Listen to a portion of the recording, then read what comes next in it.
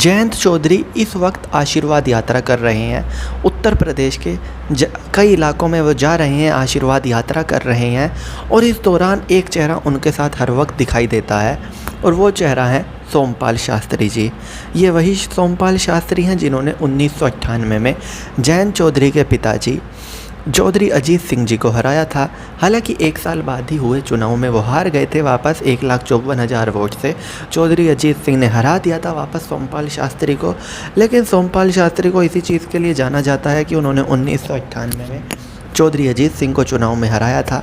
उसके बाद उनको इनाम में मिला था कृषि मंत्रालय और वो कुछ वक्त के लिए कृषि मंत्री भी रहे। हालांकि वापस चौधरी अजीत सिंह ने ये सीट जीत ली और बाद में वो बीजेपी सरकार में शामिल रहे और दोनों ने एक साथ काम भी किया। सोमपाल शास्त्री जो इस वक्त लगभग 80 साल के हैं, यूँ कह लीजिए जयंत चौधरी के पिता की उम्र के हैं और इन्होंने अपना करियर भी चौधरी चरण सिंह के छत्र छाया में ही शुरू किया था।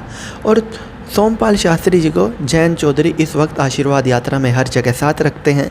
एक चेहरा जो हर आशीर्वाद यात्रा में हेलीकॉप्टर में जयंत चौधरी के साथ उतरता हुआ नज़र आता है वो है सोमपाल शास्त्री जी। और ये मानना पड़ेगा जयंत चौधरी की समझदारी को कि वो एक ऐसे शख्स को साथ रख रहे हैं जो पूर्व में केंद्रीय मंत्री भी रहे हैं और कहीं ना कहीं वो एक बड़ा चेहरा है। और उनके पिता के जितना बड़ा चेहरा तो नहीं, लेकिन ये है कि पार्टी में एक छवि बनी रहती है कि पार्टियों में बुजुर्गों की भी कहीं ना कहीं पूछ है, क्योंकि चौधरी अजीत सिंह के बाद कोई बुजुर्ग नहीं बचा था पार्टी में जो पार्टी का चेहरा बन सके।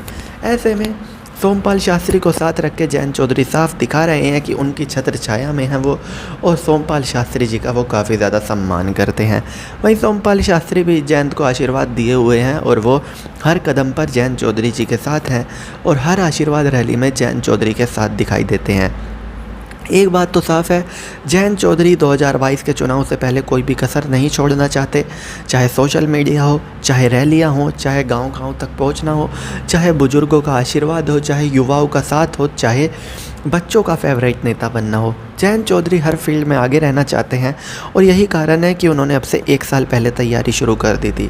और जब उन्होंने 1 साल पहले तैयारी शुरू कर दी थी तो उसका असर तो दिखाई देगा और उसका असर दिख भी रहा है कि पश्चिमी उत्तर प्रदेश में टिकट की दावेदारी मांगने के लिए राष्ट्रीय लोकदल हॉट फेवरेट पार्टी है।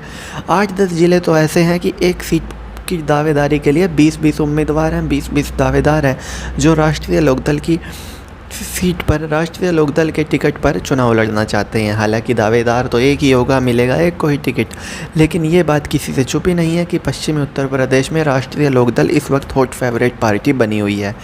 तो चलिए दोस्तों, मैं राहुल चौधरी फ़िलहाल इस वीडियो के लिए इतना ही। आगे भी इसी तरह की देश दुनिया बॉलीवुड और खेल की तमाम अपडेट्स के लिए बने रहिए मेरे साथ। जय माता दी।